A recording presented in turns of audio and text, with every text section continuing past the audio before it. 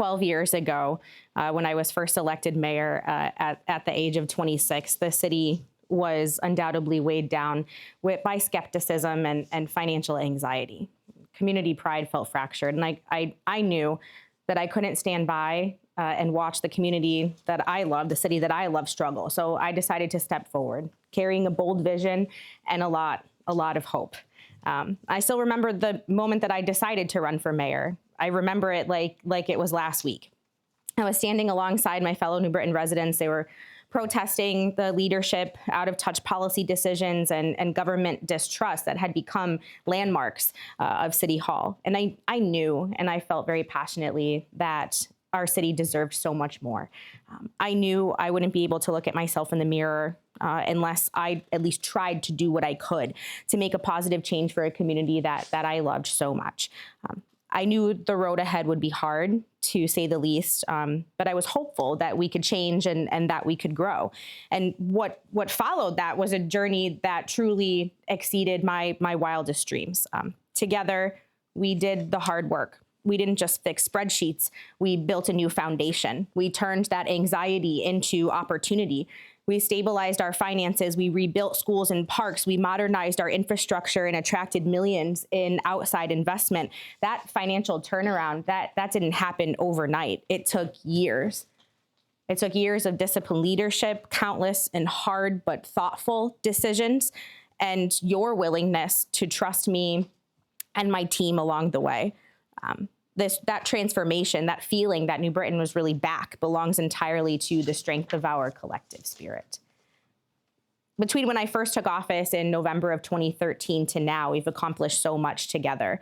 We went from a community that was struggling with mistrust of government and frustration to one unified by a common purpose and building the bright future for our city that we all deserve. We invested over $500 million in upgrading our elementary schools, turned that $30 million municipal fiscal deficit into a $34 million surplus, invested over $50 million in making infrastructure improvements that have allowed us to be able to attract more than $330 million in private investment into our city.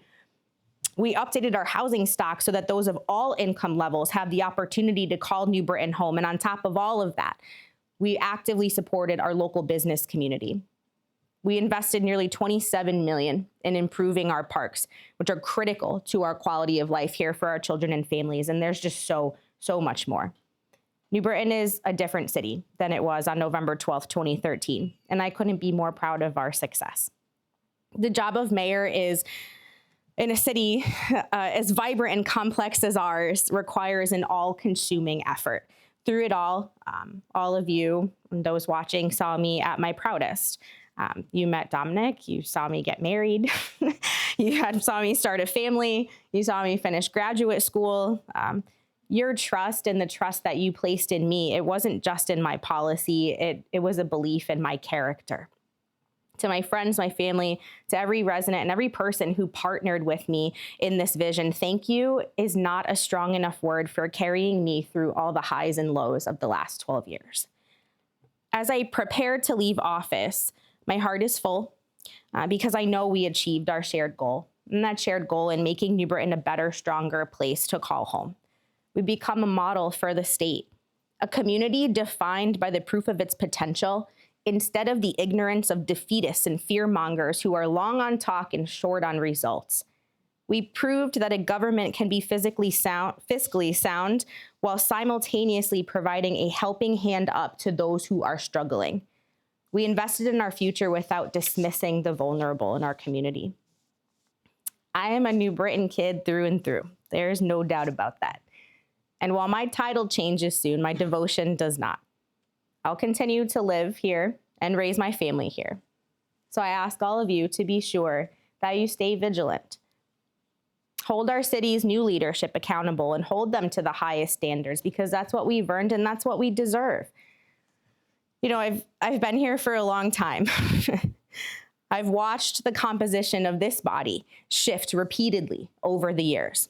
Yet a fundamental truth remains that the individuals seated around this semicircle are solely responsible for the collective success or the collective failure of our community. There are only two choices. You can actively contribute to the mission for the common good, or you can choose to function as an obstructionist. And I have been very fortunate to collaborate with principled people on both sides of the aisle who prioritize progress over political maneuvering. Many of our success stories were due to the courage of men and women sitting in these very seats, many of them from a political party different than my own. But when the chips were down, they chose to put people over politics and move our city forward. And I am particularly grateful for their and your contributions to New Britain's success. But to those of you who wish to continue in this capacity, I implore you to set aside any personal pride or political ambition to just get the job done without the hate, the name-calling, the accusations. This city will not tolerate the exhausting hypocrisy that consistently undermines our credibility and our mission. As I take leave of this chair, I'd like to let you all in on a little secret. Back in 2014, when the city's back was against the wall and we were on the brink of bankruptcy, I was faced with some very tough choices. And I had a council that was dominated by the opposing party. The choices were so unpopular that they were likely to cost me any shot at re-election. But they were the right choices, and they were necessary. So I made peace with my reality back then that I could very well be a one-term mayor. And the funny thing is that once I did that, everything became easier. When your only concern is what is best for the city, the political haze starts to lift and tough decisions soon become no-brainers. I encourage you all, especially to the person who succeeds me, to find that same peace within yourselves and then trust the people. Public service is a team sport. It transcends political affiliations and requires a commitment to showing up and actively participating. It demands a fundamental belief that the best is still possible for our community and a willingness to work together across any divides for the common good. And while what the future